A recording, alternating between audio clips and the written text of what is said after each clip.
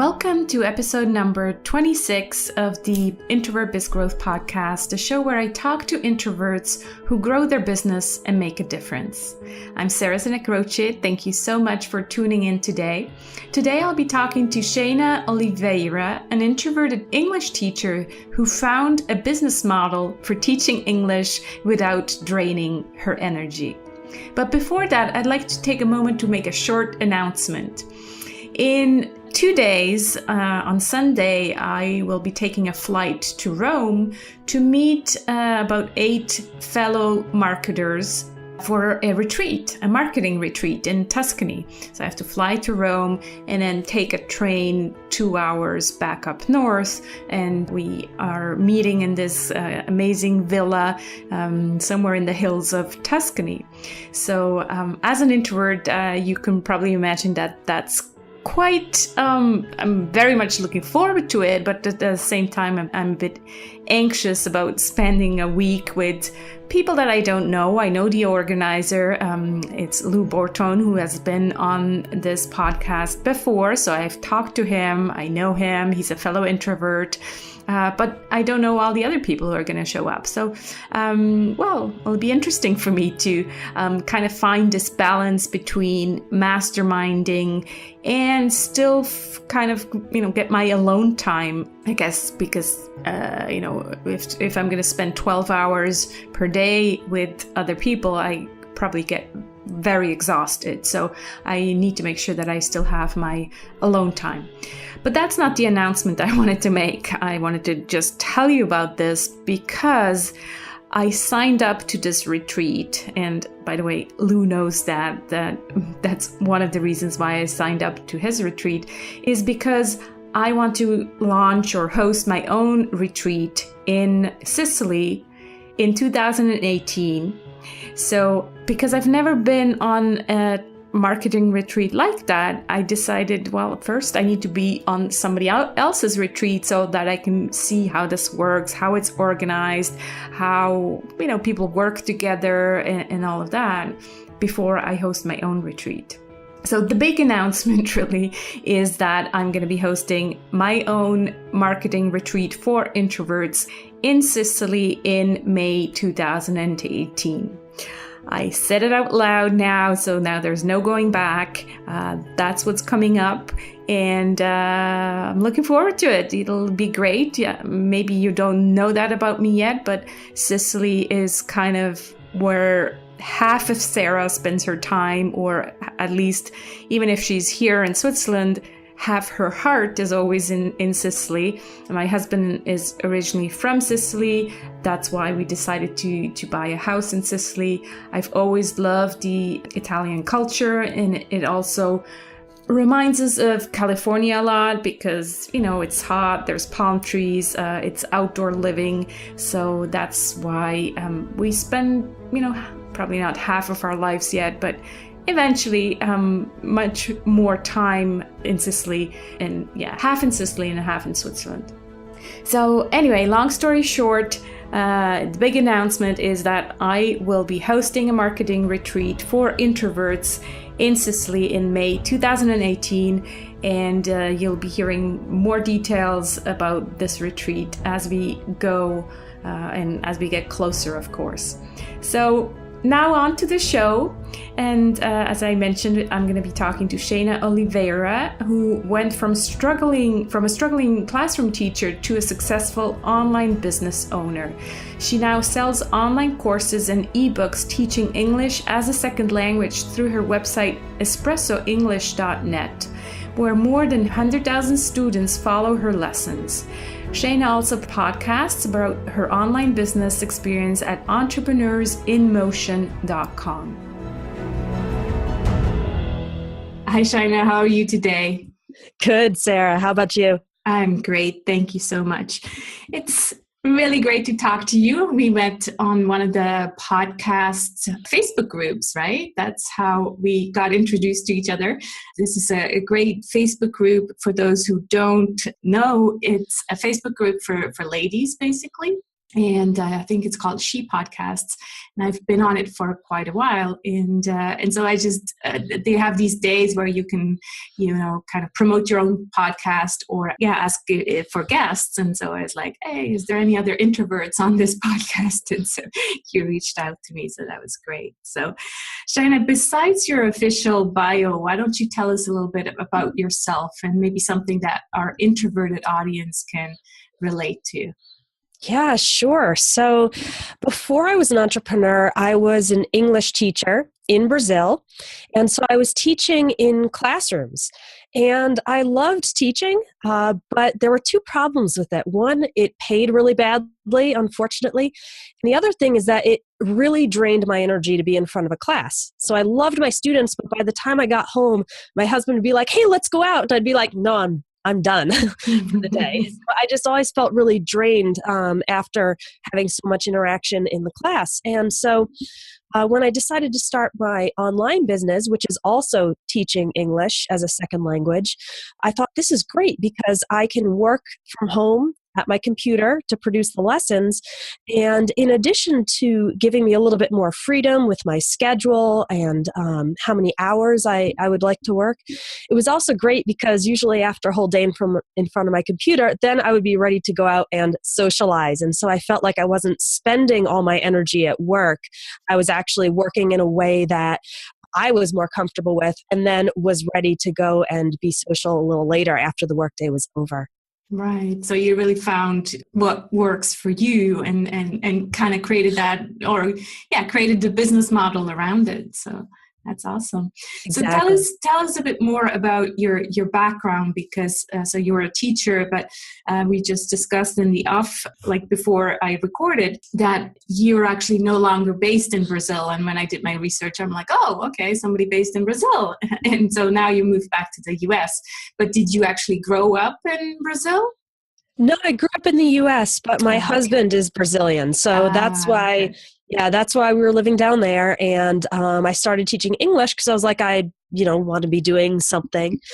And the other thing that happened while we were in Brazil was that the teaching schedule was a little bit unpredictable because sometimes there would be holidays or transportation issues. And at one point, there was a police strike. So the police went on strike.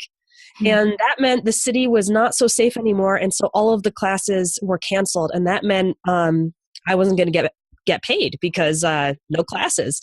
And that was the moment at which I thought, you know what, I've got to do something else. And that kind of sparked my online efforts because I thought I can't have my whole income be dependent on sometimes these local conditions which I can't control. And so that was another thing that that environment also led me towards working online and starting my own business.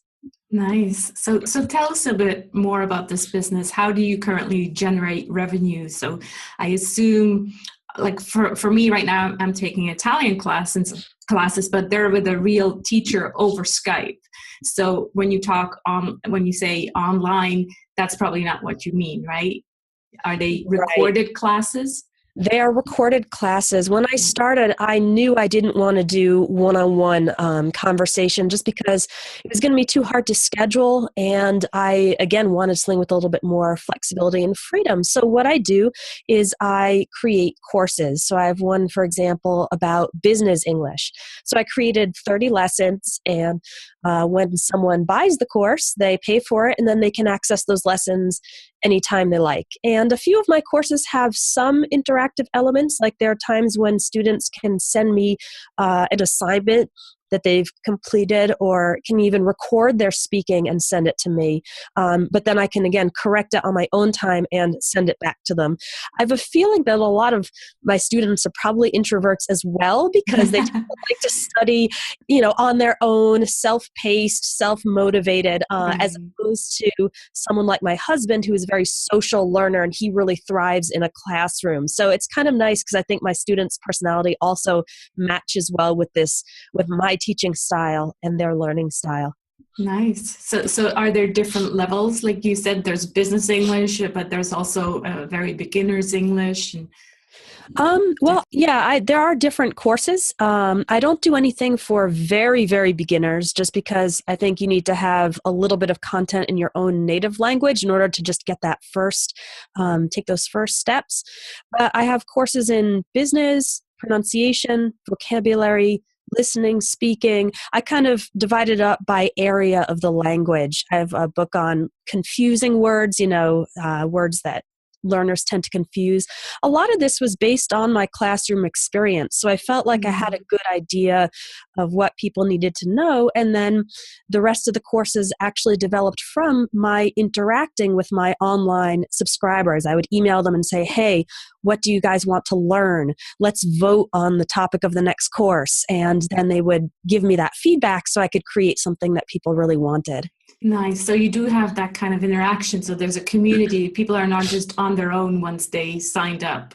That you kind of have, is this like a membership site or how does this work? No, actually, it's just an email list. And so they're receiving some free tips from me, and that's how they get to know me and my teaching style. And sometimes I do write an email that encourages them to reply to me. I opted not to have any sort of membership site or Facebook group because I realized that specifically in the language learning niche, most people want to interact with me, not necessarily with each other. And so I thought, I don't want to overwhelm myself with thousands and thousands of messages needing replies. So I think I'm going to just do the email list and the online courses. But I know that in other areas, something like a membership site or a private Facebook group can be effective in getting people to connect with each other. Yeah, it's true. That's what you most often hear, but it's also true that, well, the owner, the person who runs that business, well, needs to have the resources and needs to be, willing to do all that interacting and engagement. Because yes, it is time consuming and for us introverts, also energy consuming. So yeah, you have to be ready for it. Yeah. So you don't have any one-on-one interaction with anybody? Nope, it's all through email. I don't have any calls. I don't have any scheduled, times that I have to be online. You don't miss that part? Not really, honestly. No. Okay. I'm lucky that I do get to learn a bit about my students through some of these email assignments. So sometimes, for example, I have a lesson about stereotypes and I'll ask them, write to me, what are 3 stereotypes of your country that you don't think are true? And then it's interesting for me because I get to read about them and get to know them a little bit that way. And then I correct it and send it back. Okay. But I was the child who had pen pals and I loved writing to people. And so I've always really loved written correspondence. I think that's why I thrive on this online course and correspondence through email. Nice. Yeah. And like you said, you seem to be attracting the same kind of audience who likes that as well. That's great. So let's talk about introverted superpowers, as I like to call them. What do you think is your biggest strength as an introverted online business owner? So not as an introvert in general, but for this online business? I think it's the ability to create great content just on my own by sitting down and focusing, because my whole strategy is based on content marketing. So I wrote hundreds of blog posts.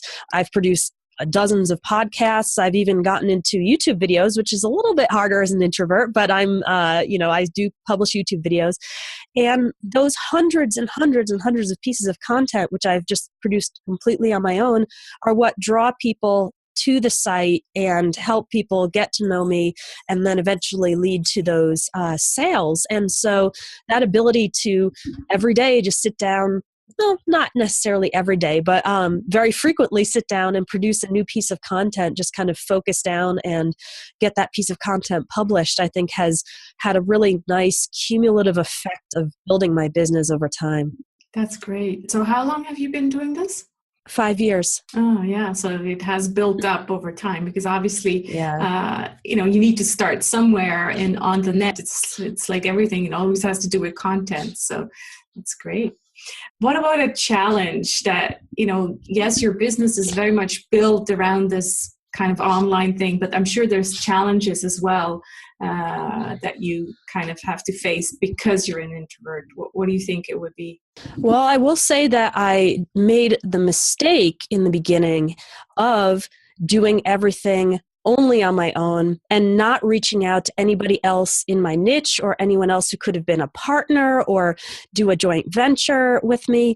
Nowadays, when I teach people about entrepreneurship, I say, when you're first starting out, the best way to build your audience is to connect with other people who already have these audiences and do something together. And I've seen people, go from like 0 to a few thousand subscribers really fast.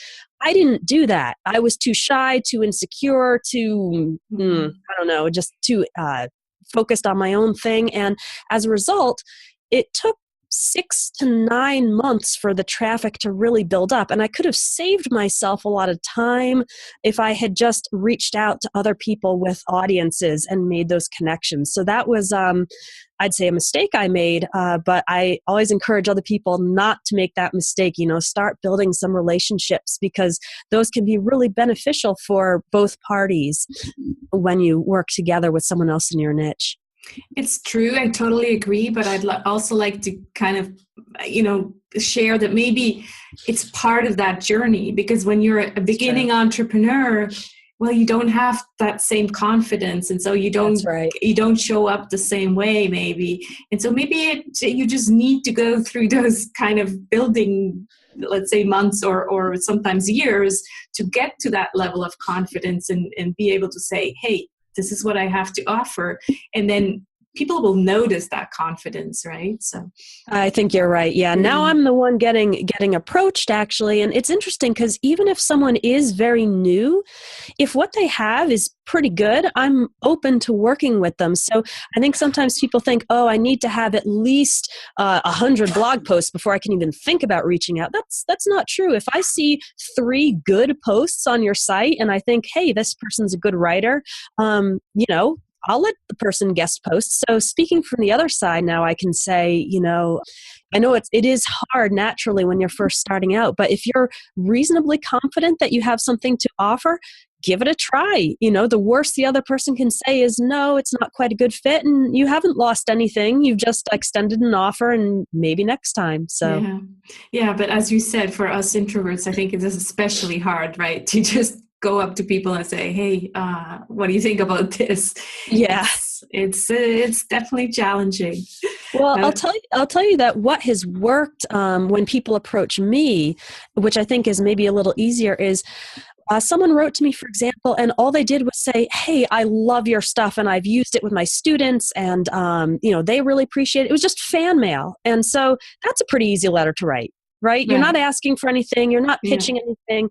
And, that made me happy. I responded to the person. And then later we had a few back and forth emails. And then later he said, would you like me to guest post for your site? I can do this. And I said, okay, I already knew him. I already knew he followed my site. And so maybe if someone's afraid to reach out, a first step could just be write something thanking the other person, expressing some gratitude or saying, hey, your stuff really helped me in these specific ways. And that, I think, is maybe easier than to feel like you're intruding by asking for something, because I guarantee that you'll make the person's day and that could be the thing that opens the door to the relationship. Yeah, that's totally true. And maybe sometimes you think, yeah, but these people probably get hundreds and hundreds of emails. It's not true, right? Like those nice emails, we do notice them, and it's true. They stand out. They stand out. So that's a good strategy.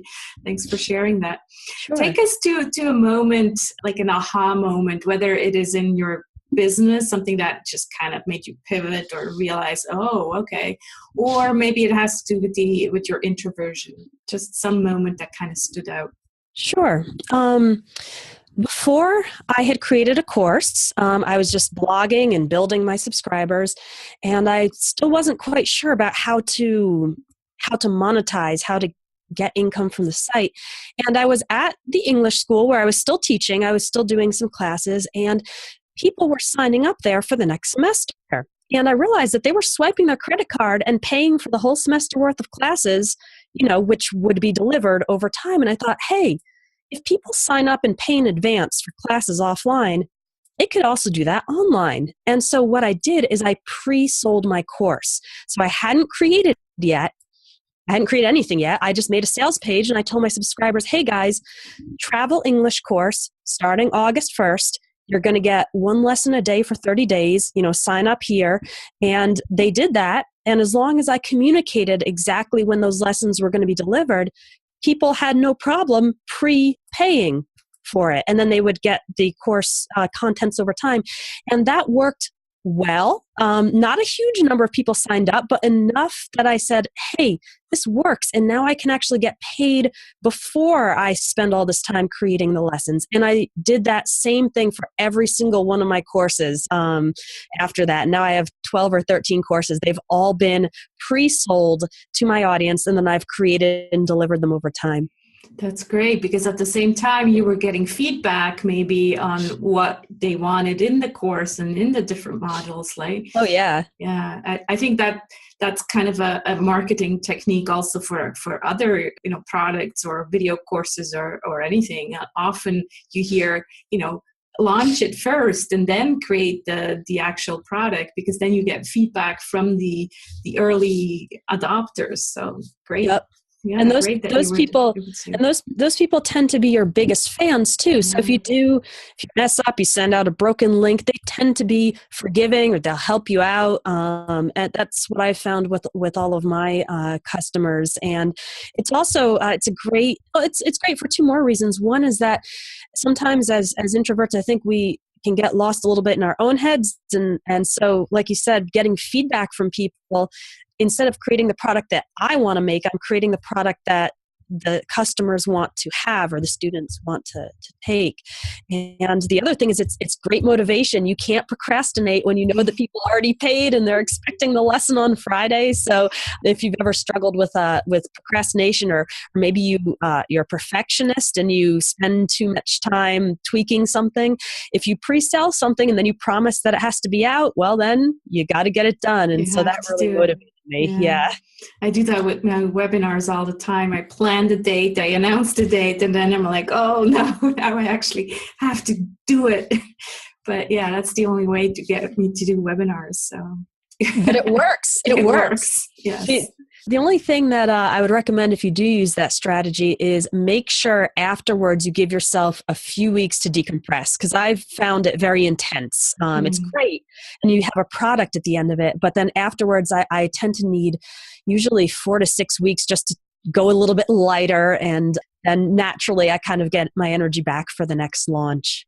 Yeah, totally. Any kind of launch, whether it's pre-sold or not, I think it's very intensive for introverts, because it's all this pushing, all this asking and all of that. So yeah, definitely very intense for introverts. So you do have to schedule time in for recovery after.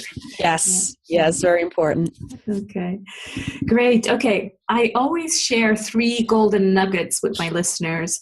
So the first one would be a personal habit something that you do on a regular basis that you think contributes to your success.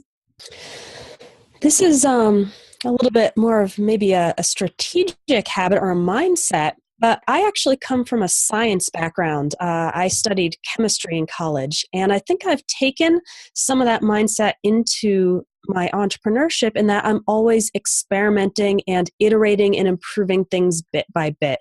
So if something doesn't work for me, I don't see it as a catastrophic failure. Instead, I try to analyze it. What went wrong? How can I do better? I'm always experimenting with new marketing strategies and seeing, I experimented with webinars. They didn't work so well for me, but I said, okay, well, it was an experiment, didn't work. Let's try a different direction.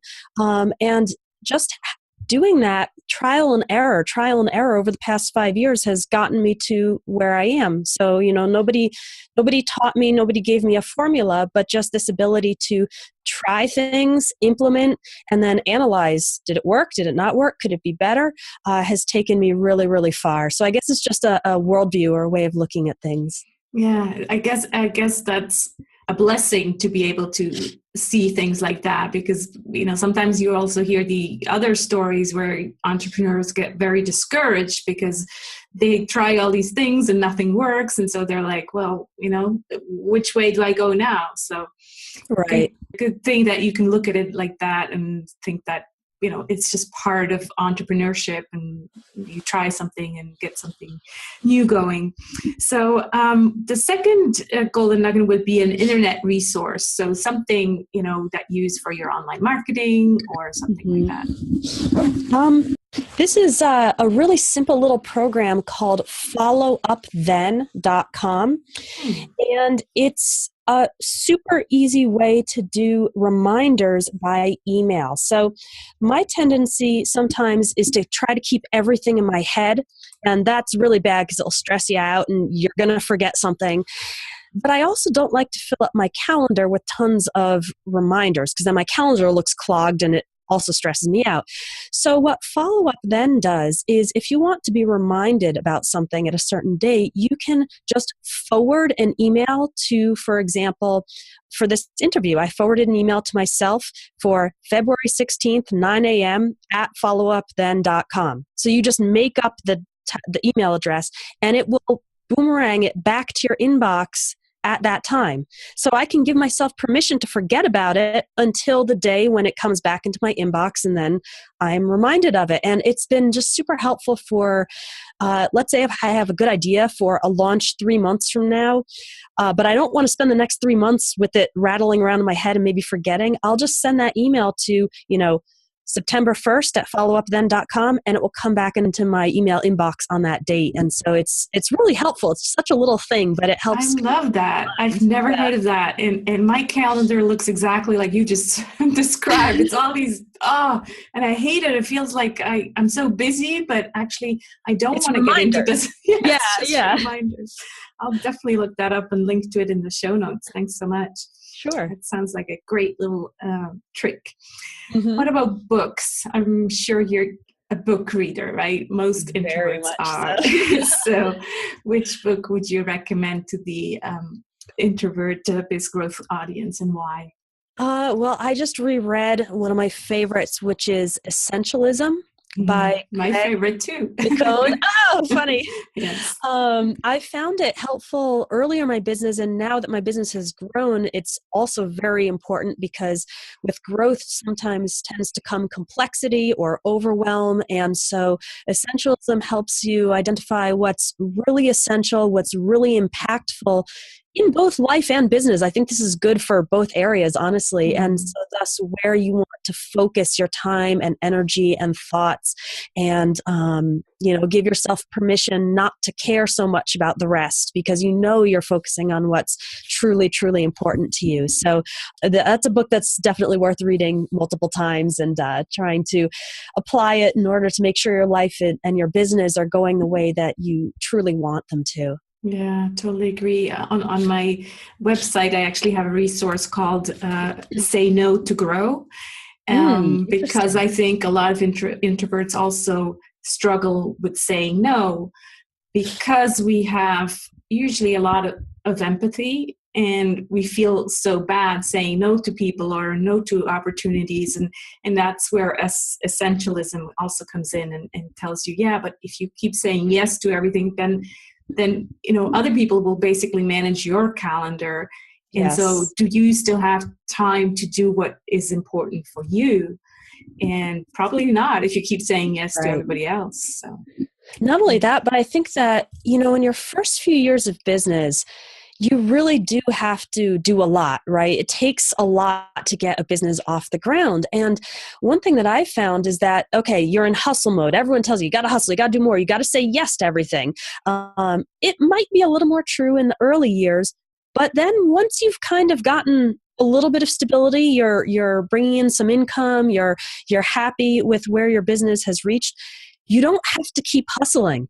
You don't have to take it to a $1 million business if that's not what you want for your life or for your particular mission.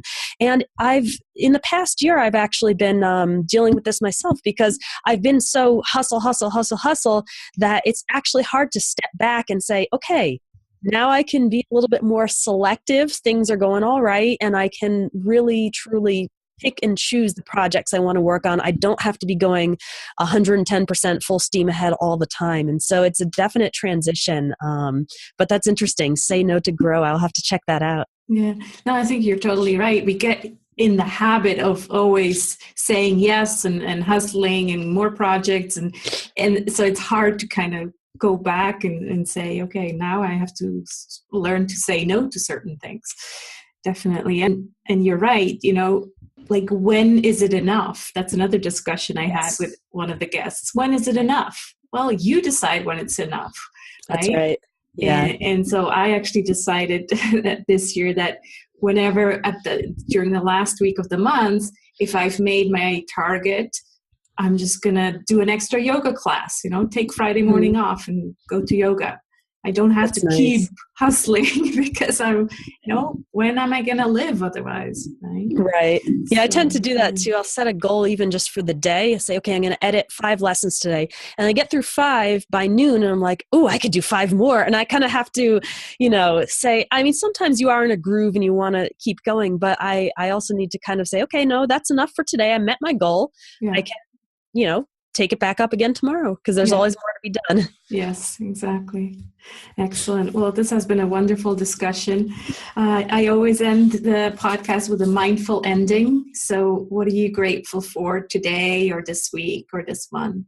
Oh, well, this week has been a bit of a crazy one for me. There have been a bunch of other personal commitments and family commitments. And so this week I'm really grateful that I have set up my business so that it's pretty automated and I can maintain it by just spending a couple minutes on email just to make sure no one has any problems logging in or anything like that. And that has been a lifesaver this week because otherwise I would have been, life stuff comes up, cars break down, stuff happens, you get sick.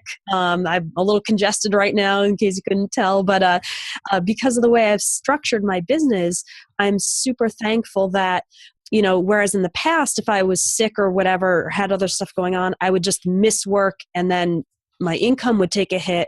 Now the business is such that it's stable. It keeps going. Students can keep signing up for classes. So I'm really, really grateful for that, especially this week. It's been a little crazy. Nice. Yeah. Like you said, life happens. And so it's nice to be able to deal with stuff and the money keeps going in.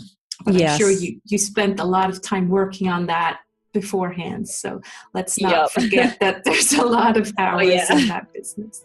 Yeah. Excellent. Well, thank you so much for taking the time out of your crazy week and sure. Go My pleasure. Take care of yourself.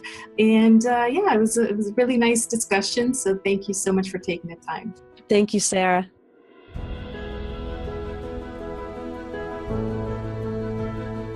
Don't forget to check out Shayna's website at espressoenglish.net. And as I mentioned in the intro, Shayna also hosts her own podcast at entrepreneursinmotion.com.